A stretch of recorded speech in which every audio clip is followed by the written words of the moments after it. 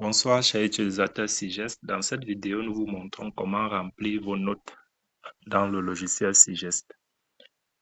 Sur votre page d'accueil, déroulez cette page vers le bas. Cliquez sur Remplir notes et progression. Allez sur le trimestre concerné.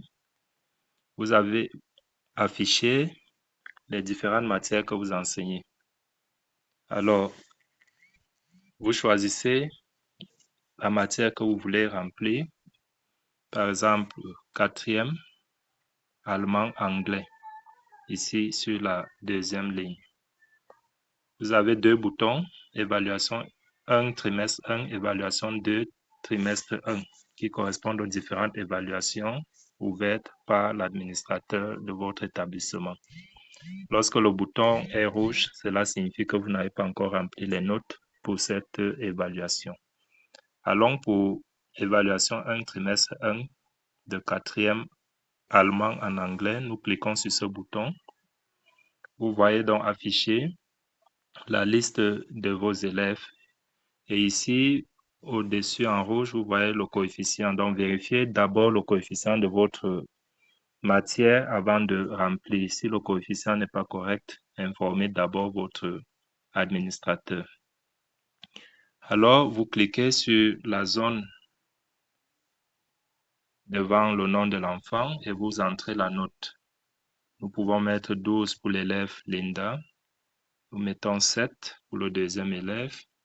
Troisième élève, vous pouvez mettre 5,5. Vous pouvez mettre 5,5. Vous mettez 6,3. Vous pouvez mettre 0 à un enfant. Pour le cas de 0, référez-vous à votre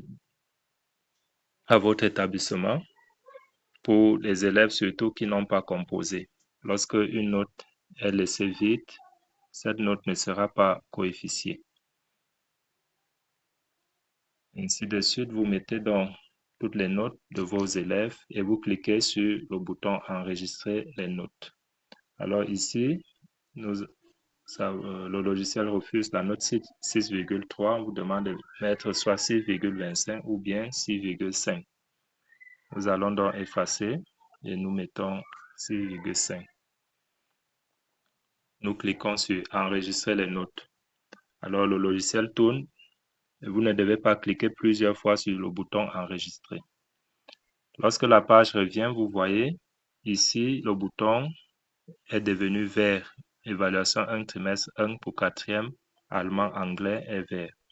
Vous pouvez remplir également l'évaluation 2. Vous utilisez le même principe en mettant les notes des élèves et vous validez.